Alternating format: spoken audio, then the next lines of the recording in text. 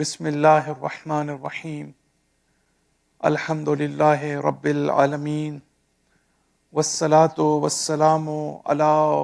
اہل بیتہ الطیبین الطاہرین المعصومین۔ تو یہ جو انکار معاد ہے یا قیامت کا جو انکار ہے، یہ بہت امپورٹنٹ ہے ہماری زندگی میں، اور قرآن مجید آخرت کے بارے میں، قیامت کے بارے میں بہت سی جگہوں پر بڑی ہی گہرائی میں جا کر قرآن مجید جو ہے وہ بات کرتا ہے کہ جب انسان قیامت کا انکار کرتا ہے تو اس کا تعلق جو ہے وہ نیسیسریلی کسی دلیل اور منطق سے نہیں ہے، بلکہ قیامت کا تصور جو ہے وہ انسان کو اکاؤنٹیبلٹی اس میں لے کے آتا ہے، اور وہ اپنا محاسبہ کرتا ہے، اور وہ اس کی طرف متوجہ ہوتا ہے کہ میں مکمل طور پر اس دنیا میں آزاد نہیں ہوں، بلکہ میں اپنے عمل کا ذمہ دار ہوں، اور ایک وقت آئے گا کہ جب مجھے عدالت کبریٰ میں اس کا جواب دینا پڑے گا۔ تو قرآن مجید یہ کہتا ہے کہ جو لوگ قیامت کا انکار کرتے ہیں ان میں بنیادی طور پر جو ہے وہ اپنے آپ کو ہر قسم کی ذمہ داری سے بچانا چاہتے ہیں، وگرنہ اگر خدا کی بات ہے صرف یہ کہ ایک اس کائنات کا کریٹر ہے، ایک اس کائنات کا خالق ہے، ایک اس کائنات کو بنانے والا ہے، تو اس سے کسی کو کوئی اختلاف نہیں ہے، کسی کو کوئی دشمنی نہیں ہو سکتی، خدا کے انکار کی کوئی ضرورت پیش نہیں آ سکتی۔ لیکن مسئلہ وہاں کھڑا ہوتا ہے کہ جہاں پر مبدا کے ساتھ، یعنی اللہ کی ذات کے ساتھ جو ہے وہ آخرت کا بھی اس پر بھی ایمان لانا ہمارے لیے بہت ضروری ہوتا ہے۔ تو اس لحاظ سے جو ہے وہ ہم نے بڑی تفصیل کے ساتھ گفتگو کی۔ اب اللہ تعالیٰ یہ کہتا ہے کہ میں نے بعض کے لیے امتحان قرار دیا، اور میں نے بعض کے لیے جو ہے وہ آزمائش قرار دیا،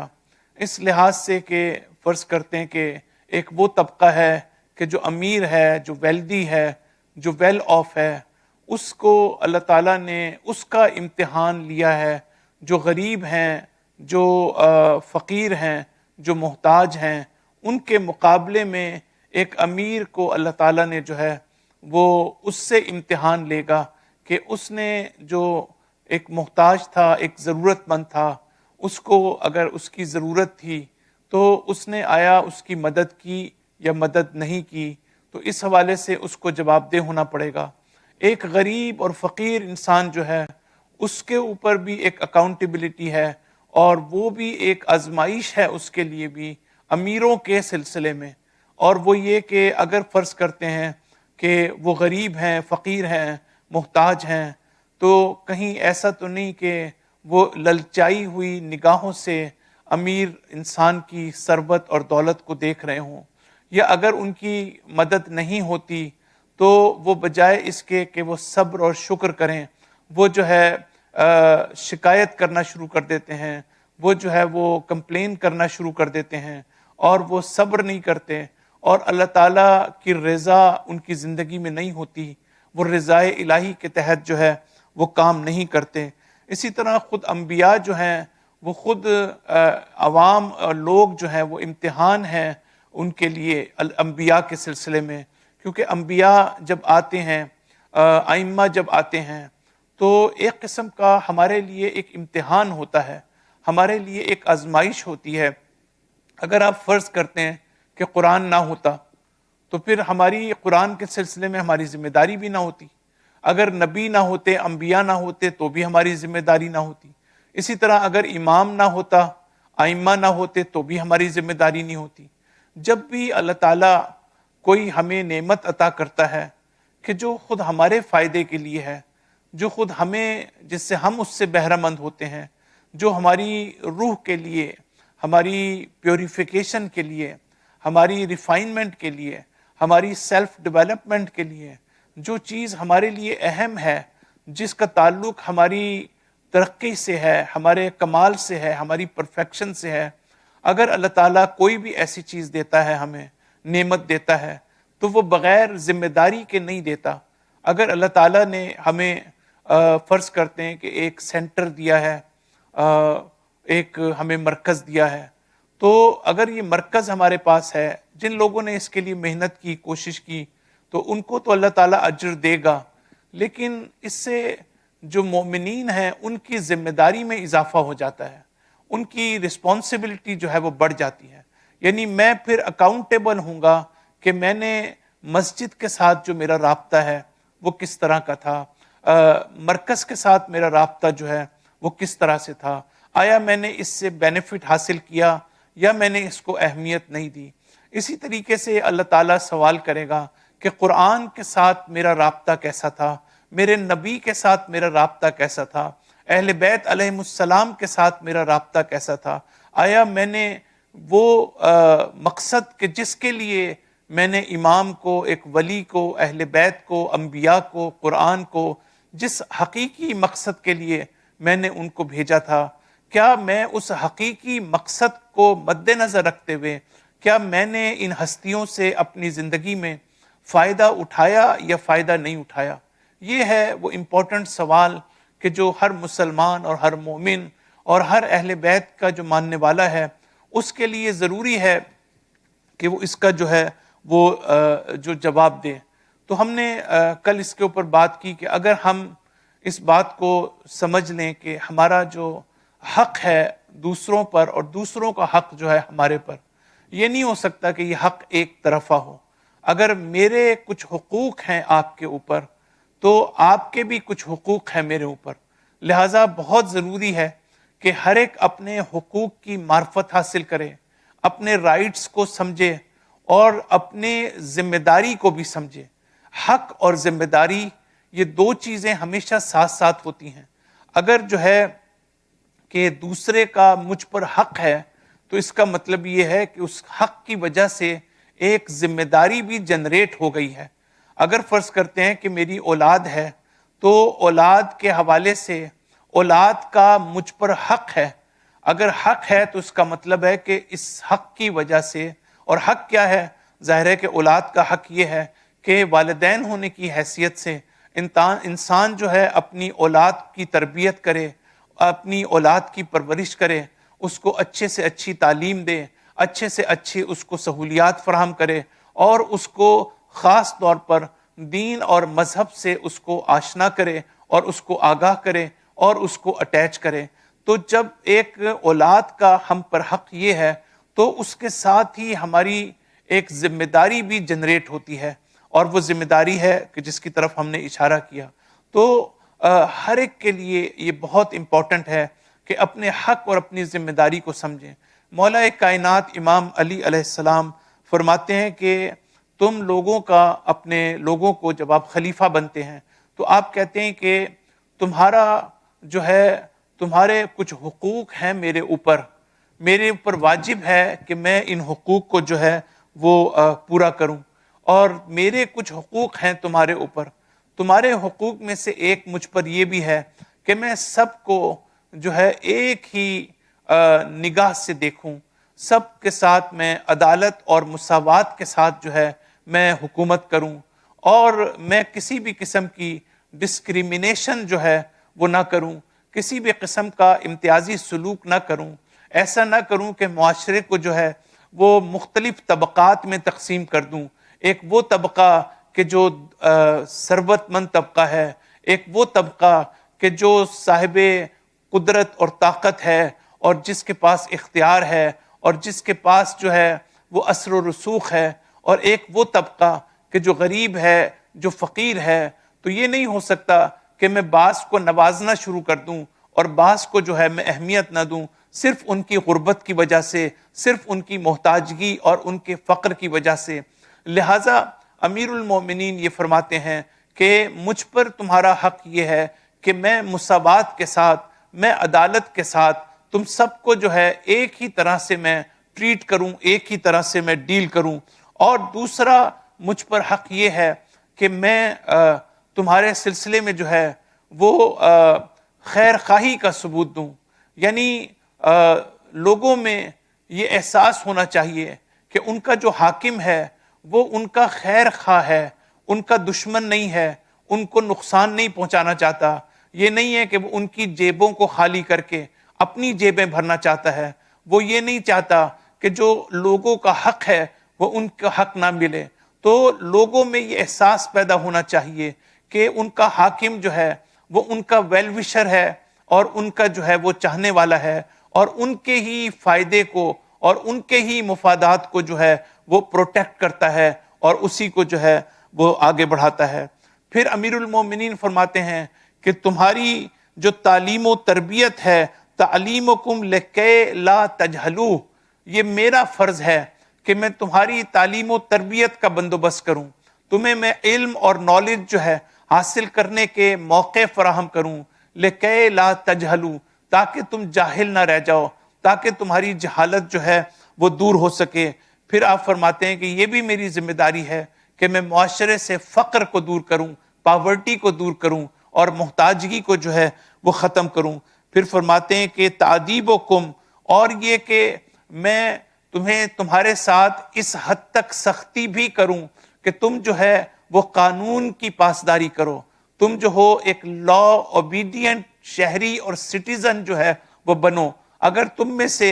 کوئی قوانین کی خلاف ورزی کرے گا تو پھر میں اس کے ساتھ سختی کروں گا، میں اس کو سزا دوں گا، اور اس میں کسی قسم کی جو ہے میں رعایت نہیں کروں گا۔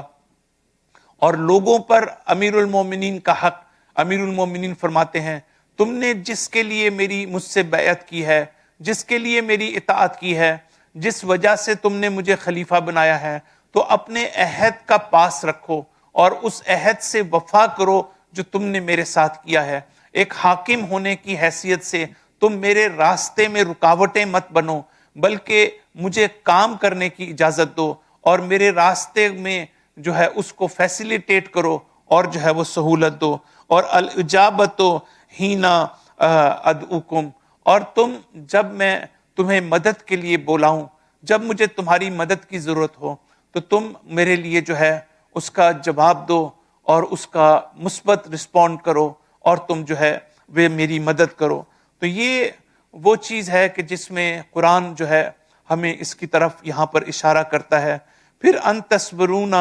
کہ اتصبرون، کہ کیا تم صبر کرتے ہو۔ ہماری زندگی میں جو صبر کا پہلو ہے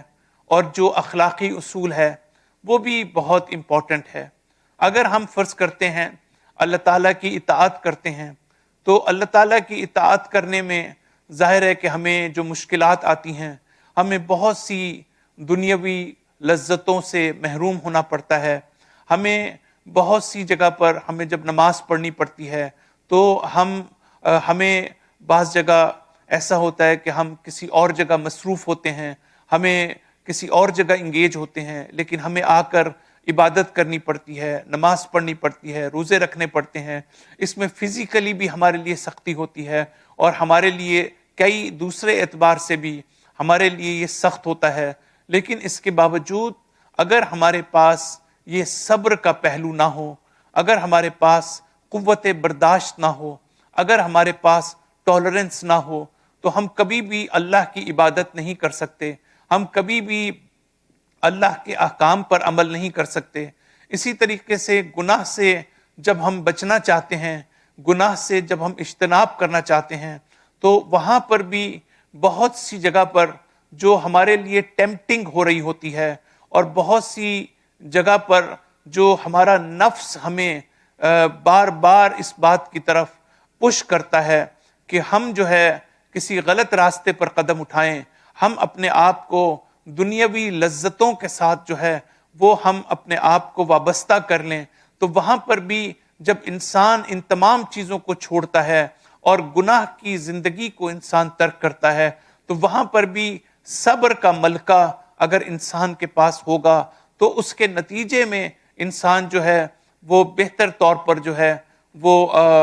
آگے بڑھ سکتا ہے، اور اس کے نتیجے میں انسان جو ہے وہ گناہ پر قابو پا سکتا ہے، اور ایک گناہ کی زندگی سے اپنے آپ کو محفوظ رکھ سکتا ہے۔ انسان کی زندگی میں مصائب بھی آتے ہیں، مشکلات بھی آتی ہیں، ہم میں سے کوئی ایسا نہیں ہے کہ جن کو زندگی میں جو ہے وہ پرابلمز، ڈیفیکلٹیز اور کلیمٹیز جو ہے ہم اس کو فیس نہ کرتے ہوں۔ لیکن اللہ تعالیٰ یہ کہتا ہے کہ اس مشکل سے نکلنے کے لیے یا مشکل کو فیس کرنے کے لیے ضروری ہے کہ انسان جو ہے اس کے پاس صبر کا ملکہ ہو، اور صبر اس کو مدد کرتا ہے کہ وہ مشکلات سے سیکھے، مشکلات سے اور پرابلمز اور ڈیفیکلٹیز اور سفرنگ جو انسان کی ہے اس کو انسان مثبت طریقے سے اس سے فائدہ حاصل کرے، اور اپنی پیوریفیکیشن اور اپنی جو ڈیولپمنٹ ہے اس سے جو ہے وہ اس سے فائدہ اٹھائے۔ تو اس ساری چیزوں کا تعلق جو ہے اللہ تعالیٰ یہاں پر صبر کی بات کرتا ہے، وَكَانَ رَبُّكَ بَصِيرًا۔ اس کے بعد اللہ تعالیٰ اس کے بعد والی آیت میں، یعنی آیت نمبر 23 سورہ فرقان میں، اب ایک بڑا اہم میسج ہے کہ انشاءاللہ آج کے اس سیشن میں ہم چاہتے ہیں کہ ہم اس میسج کے اوپر تھوڑا سا غور کرنے کی کوشش کریں۔ اللہ تعالیٰ فرماتا ہے کہ وَقَدِمْنَا إِلَىٰ مَا عَمِلُوا مِنْ عَمَلٍ فَجَعَلْنَاهُ حَبَاءً مَنْثُورًا۔ اللہ تعالیٰ کہتا ہے کہ وَقَدِمْنَا إِلَىٰ مَا عَمِلُوا، ہم آگے لے کر آئیں گے، ہم پروسیڈ کریں گے اس کو جو انہوں نے عمل انجام دیا ہے، جو کچھ بھی انہوں نے عمل کو انجام دیا ہے ہم اس کو سامنے لائیں گے۔ فَجَعَلْنَاهُ حَبَاءً مَنْثُورًا، اور پھر ہم، یہ جو دو لفظ اللہ تعالیٰ نے استعمال کیے ہیں حَبَاءً مَنْثُورًا، اس کا مطلب یہ ہے کہ اسکیٹرڈ ڈسٹ، وہ مٹی اور خاک کے جو ذرات ہیں، کہ اگر آپ کو یہ تجربہ ہو کہ جب آپ کھڑکی اپنے گھر کی ونڈو جو ہے جب آپ کھولتے ہیں اور اس میں سے لائٹ جب اندر آتی ہے تو اس سورج کی روشنی کی جو کرن ہوتی ہے جو آپ کے کمرے میں آ رہی ہوتی ہے، اس کے اندر آپ مٹی کے ذرات کو دیکھتے ہیں۔ اس کا مطلب ہے کہ وہ ڈسٹ جو ہے اتنی باریک ہوتی ہے کہ عام آنکھ جو ہے اس کو فضا میں نہیں دیکھ سکتی، لیکن جب ایک خاص اینگل بنتا ہے، سورج کی لائٹ آپ کو نظر آتی ہے، وہ کھڑکی میں سے آپ کے کمرے میں آتی ہے، تو اس کے ذریعے سے آپ اس خاک کو، اس ذرات کو آپ دیکھنے کے قابل ہوتے ہیں۔ اللہ تعالیٰ ایگزیکٹلی وہی مثال استعمال کرتا ہے۔ اللہ تعالیٰ یہ کہتا ہے کہ یہ جو عمل انہوں نے انجام دیا ہے، اس عمل کو میں ان کے سامنے جو ہے خاک کے ذرات میں تبدیل کر دوں گا، وہ اسکیٹرڈ ڈسٹ کی طرح ہو جائے گی۔ تو اس کی کیا وجہ ہے؟ اب اللہ تعالیٰ جو ہے، جس کو قرآن جو ہے حبط اعمال کا نام بھی دیتا ہے، یعنی لوگوں کے اعمال جو ہیں وہ حبط کر لیے جائیں گے، یعنی اعمال کا ضائع ہونا۔ اللہ تعالیٰ قرآن مجید میں یہ کہتا ہے کہ لوگوں کو پتہ ہی نہیں چلتا کہ ان کا جو عمل ہے وہ ضائع ہو رہا ہے، لیکن وہ سمجھتے ہیں کہ اس سے بہتر عمل جو ہے انہوں نے انجام نہیں دیا۔ اور اس کا تعلق جو ہے صرف کفار سے نہیں ہے، صرف مشرکین سے نہیں ہے، بلکہ اس کا تعلق جو ہے وہ خود مسلمانوں سے بھی ہے، خود مومنین سے بھی ہے۔ یعنی ہمارا عمل بھی جو ہے وہ ضائع ہو سکتا ہے۔ قرآن مجید میں اللہ تعالیٰ یہ کہتا ہے کہ اگر انسان کوئی عمل انجام دیتا ہے، اگر وہ انفاق کرتا ہے، اللہ کے راستے میں کچھ دیتا ہے، اور اس کے بعد جو ہے وہ اس میں کسی میں ریا شامل ہوتی ہے، وہ شو آف کرنا چاہتا ہے، وہ دوسروں کو دکھانا چاہتا ہے کہ میں جو ہوں مدد کر رہا ہوں، تو اللہ تعالیٰ کہتا ہے اگرچہ یہ ظاہری طور پر نیک عمل ہے، لیکن میں اس عمل کو ضائع کر دوں گا، اس عمل کو باطل کر دوں گا۔ اور کبھی ایسا ہوتا ہے کہ انسان جب عمل انجام دیتا ہے تو اس عمل کا آغاز اچھا ہوتا ہے، اس میں نیت اچھی ہوتی ہے، لیکن کچھ ہی دیر بعد جب انسان اس عمل کو انجام دے لیتا ہے تو پھر اس کے اندر جو ہے پھر ایک مرتبہ وہ دوسرے پر احسان جتانے لگتا ہے، اس کے اوپر احسان جتانے کی وجہ سے، دوسرے کو شرمندہ کرنے کی وجہ سے، تو اس کے نتیجے میں اللہ تعالیٰ اس عمل کو بعد میں بھی، بعد کے مراحل میں بھی اللہ تعالیٰ جو ہے اس کو باطل کر دیتا ہے۔ تو اس لحاظ سے بہت ضروری ہے ہمارے لیے اس بات کو سمجھنا کہ اگر ہمارے عمل میں کہیں تکبر کا پہلو ہوگا، کہیں غرور کا پہلو ہوگا، کہیں سیلف سینٹرڈنیس ہوگی، کہیں ہمارے اندر تظاہر ہوگا، یعنی ہم جو ہے وہ پریٹینڈ کریں گے، ہم جو ہے وہ ظاہر میں جو ہے وہ شو آف کرنے کی کوشش کریں گے، تو اللہ تعالیٰ جو ہے کہتا ہے کہ میں عمل کو ضائع کر دوں گا، عمل کو جو ہے وہ میں باطل کر دوں گا۔ تو جو اسلام کا کنسپٹ ہے، جو قرآن کا کنسپٹ ہے، وہ یہ ہے کہ جو قرآن کا جو تصور ہے وہ عام جو دنیا میں جو ہمارے نارمز ہیں ان سے ہٹ کر ہے۔ قرآن مجید جو ہے وہ ہمیں اس بات کی طرف متوجہ کرتا ہے کہ ایک مسلمان اور ایک دیندار کا جو عمل ہے اس میں ایک عام انسان کے عمل میں کیا فرق ہے۔ ایک عام انسان جو ہے ہو سکتا ہے وہ ایک عمل کرے جس کا ایک ظاہری رخ ہے، جس کا ایک اپیرنٹ ایسپیکٹ ہے، اور اس میں ہو سکتا ہے وہ انسانیت کے لیے کام کرے، ہو سکتا ہے وہ انسانیت کی خدمت کرے، لیکن اس کی جو نیت ہے ہو سکتا ہے کہ اس کی نیت جو ہے وہ خالص نہ ہو، اس کی نیت میں غرور ہو، اس میں تکبر ہو، یا اس کے کوئی اپنے مفادات ہوں، یا وہ اپنے آپ کو بڑا نیک انسان ظاہر کرنا چاہتا ہو، یا وہ کسی جگہ پر ٹیکس بچانا چاہتا ہو، یا وہ کسی جگہ حکومت کی توجہ ہٹانا چاہتا ہو کہ میں کتنا نیک کام کر رہا ہوں اور اتنا پیسہ جو ہے میں ہاسپٹلز کے لیے دے رہا ہوں۔ لہٰذا جو ہے ان تمام تر حربوں کے نتیجے میں اللہ تعالیٰ یہ کہتا ہے کہ جو عمل ہے وہ اپنی ذات میں اچھا ہو سکتا ہے، لیکن اگر اس نیت کے پیچھے جو موٹیویشن ہے اور جو اس نیت کے پیچھے جو ہے وہ بنیادی طور پر محرک ہے، اور اس کے پیچھے جو ڈرائیونگ فورس ہے، جو انٹینشن ہے، وہ بہت امپورٹنٹ ہے۔ لہٰذا کسی عمل کے قابل قبول ہونے کے لیے صرف ظاہر کافی نہیں ہے، بلکہ اس کا باطن ہونا بھی ضروری ہے۔ صرف ظاہر میں عمل کا اچھا ہونا کافی نہیں ہے، بلکہ آپ کی نیت بھی یہ ہونی چاہیے کہ آپ ایک کام کو اللہ کے لیے کر رہے ہیں۔ جب تک آپ اپنی نیت کے ذریعے سے، جب تک آپ اپنی انٹینشن کے ذریعے سے اپنے عمل کو خدا کی طرف بھیجیں گے نہیں، تو اللہ تعالیٰ اس عمل کو، وہ عمل جو ہے وہ اللہ تک جائے گا ہی نہیں۔ تو اس لحاظ سے نیت کا رول یہ ہے کہ نیت جو ہے وہ اس کا مطلب یہ ہے کہ میں اس عمل کو اللہ کے پاس بھیجنا چاہتا ہوں۔ لہٰذا اگر کوئی نیک کام بھی کرتا ہے اور فرض کرتے ہیں کہ اللہ کی طرف اس کی نیت نہیں بھی ہوتی، وہ خالص نہیں بھی ہوتا، تو ہو سکتا ہے اللہ تعالیٰ اس دنیا میں اس کو کوئی جزا دے دے، لیکن آیا اس کے عمل کا آخرت میں کوئی فائدہ ہے یا نہیں ہے؟ ہمارے بہت سے علماء اس بات پر تاکید کرتے ہیں کہ نیت کا ہونا جو ہے وہ بہت ضروری ہے، تاکہ ہمارا عمل جو ہے وہ اللہ تک پہنچ سکے اور پھر وہ قابل قبول جو ہے وہ ہو سکے۔ تو اس لحاظ سے ہمارے لیے ضروری ہے کہ ہم اپنے عمل کی قدر و قیمت عطا کریں، عمل کو ویلیو دیں، اور عمل کو قدر و قیمت ہم اس وقت دیتے ہیں کہ جس وقت جو ہے ہماری نیت جو ہے وہ اچھی ہو۔ امام باقر علیہ السلام فرماتے ہیں کہ قیامت کے دن اللہ تعالیٰ ایسے افراد ہوں گے کہ جن کے ساتھ ایک قسم کی لائٹ اور نور ہوگا کہ جو ان کو راستہ دکھائے گا، لیکن پھر کیا ہوگا کہ اللہ تعالیٰ اس نور کو ایک سکیٹرڈ ڈسٹ میں تبدیل کر دے گا، خاک کے ذرات میں تبدیل کر دے گا۔ ان کے سامنے وہی عمل جو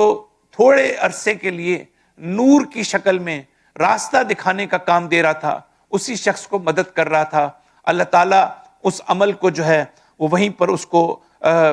تباہ و برباد کر دے گا۔ اسی طریقے سے جو ہے وہ بہت ضروری ہے ہمارے لیے کہ اگر اللہ تعالیٰ کے ساتھ کسی کی وابستگی نہیں ہے اور جس کی ہے اس میں فرق کیا ہے، تو ایک وہ شخص جو اللہ پر ایمان لاتا ہے اس میں یہ فرق یہ ہے کہ جب اس کو کوئی نعمت ملتی ہے تو وہ اللہ کا شکر ادا کرتا ہے۔ یعنی یہ بنیادی فرق ہے کہ جو ہم نیت کی بات کرتے ہیں، جب ہم انٹینشن کی بات کرتے ہیں، تو اس کی اہمیت اس لیے زیادہ ہے کہ جب ایک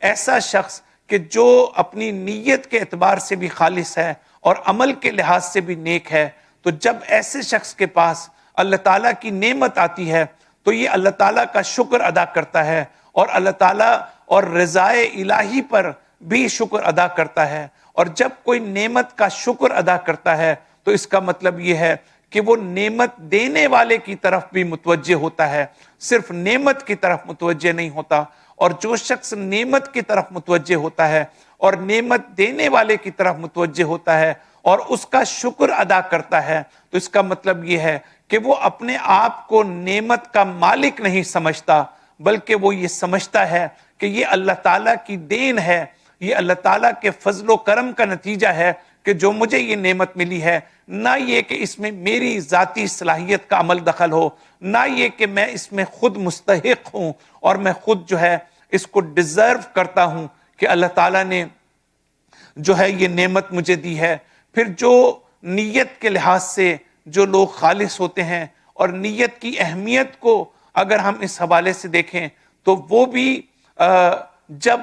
کسی پر کوئی مصیبت پڑتی ہے، کوئی مشکل پڑتی ہے، تو چونکہ اللہ کے ساتھ انسان کی وابستگی ہوتی ہے، اللہ پر انسان ایمان لے کے آتا ہے، تو اس کے نتیجے میں انسان جو ہے وہ اپنے آپ کو کمفرٹ بھی پرووائڈ کر سکتا ہے، اپنے آپ کو تسلی بھی دے سکتا ہے، وہ اپنے آپ کو صبر بھی کر سکتا ہے، وہ یہ بھی کہہ سکتا ہے کہ چونکہ میرا رب مجھے دیکھ رہا ہے، اگرچہ میں مشکل میں ہوں، اگرچہ میں تکلیف میں ہوں، تو اس سے اس کو ایک قسم کی ٹرینکویلٹی اور آرام و سکون جو ہے وہ نصیب ہوتا ہے، اس لیے کہ اللہ تعالیٰ خود یہ فرماتا ہے کہ صرف یاد خدا جو ہے وہ انسان کے قلوب کو جو ہے وہ مطمئن کرتی ہے، یطمئن القلوب، قلوب کو مطمئن، تطمئن القلوب، قلوب کو جو ہے وہ اطمینان صرف یاد خدا سے جو ہے ہوتا ہے۔ اسی طریقے سے جب انسان کو کوئی ضرورت ہوتی ہے، کسی چیز کی حاجت ہوتی ہے، کسی چیز کی انسان کو احتیاج ہوتی ہے، تو تب بھی جو اللہ کو ماننے والے ہیں، جو اللہ کے ساتھ وابستہ ہیں، وہ اللہ تعالیٰ سے اپنی حاجت کو جو ہے وہ طلب کرتے ہیں۔ تو یہ ساری چیزیں جو ہیں وہ ہمارے لیے بہت امپورٹنٹ ہیں کہ ہم ان کو اپنی زندگی میں اس کو جو ہے وہ اہمیت دیں۔ پھر جو ایک بڑا امپورٹنٹ مسئلہ اسی آیت کے ذیل میں ہمارے لیے سمجھنے کا ہے کہ اگرچہ قرآن کفار کی بات کرتا ہے، مشرکین کی بات کرتا ہے، ان کے اعمال کے ضائع ہونے کی بات کرتا ہے، لیکن یہ ایک ان اٹ سیلف ایک بڑا امپورٹنٹ ٹاپک ہے، بڑا امپورٹنٹ یہ موضوع ہے کہ ہم یہ دیکھیں کہ یہ جو ہم عمل انجام دیتے ہیں، اس عمل کا ایک دوسرے کے اوپر اثر کیا ہوتا ہے، اور یہ وہ امپورٹنٹ نقطہ ہے کہ جو میں چاہتا ہوں کہ ہم اس میسج پر غور کریں کہ اللہ تعالیٰ ایک اہم میسج ہے جو قرآن کی اس آیت کے ذریعے سے ہمیں پہنچانا چاہتا ہے اور ہمیں دینا چاہتا ہے، اور وہ یہ ہے کہ ہمارا جو عمل ہے اس کا جو ایک دوسرے کو پر اثر کیا ہوتا ہے۔ اگر ہم اچھا عمل انجام دیتے ہیں اور اگر ہم برا عمل انجام دیتے ہیں، اگر ہم نیک عمل کرتے ہیں یا ہم گناہ کرتے ہیں، تو اس کا ایک دوسرے کے اوپر جو ہے وہ اثر ہوتا ہے۔ کسی جگہ ایسا ہوتا ہے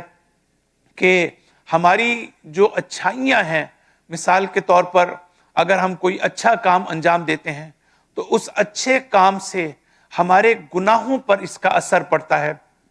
ہمارے جو ماضی میں ہم نے گناہ کیے ہیں ان گناہ کا جو ہے وہ اس کے اوپر اثر پڑتا ہے۔ مثال کے طور پر قرآن یہ کہتا ہے کہ ان تجتنبوا کبائر ما تنہون عنہ نکفر عنکم سیئاتکم، کہ اگر تم کوئی عمل انجام دو گے کہ جو ہے گناہ کبیرہ ہے، اگر تم اس سے بچو گے کہ جس سے منع کیا گیا ہے،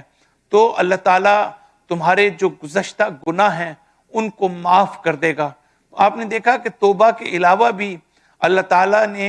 ایک عمل کا دوسرے عمل پر جو اثر ہے اور جو اس کی تاثیر ہے اس کے اوپر جو ہے وہ اللہ تعالیٰ قرآن مجید میں مختلف جگہ پر بتاتا ہے، اور ایک مومن ہونے کی حیثیت سے، ایک مسلمان ہونے کی حیثیت سے ہماری یہ ذمہ داری ہے کہ ہم پریسائزلی اس بات کو سمجھیں کہ ایک عمل جو ہے ہم پر کس طرح سے اثر کرتا ہے۔ بس یہ وہ جگہ ہے کہ جہاں پر علامہ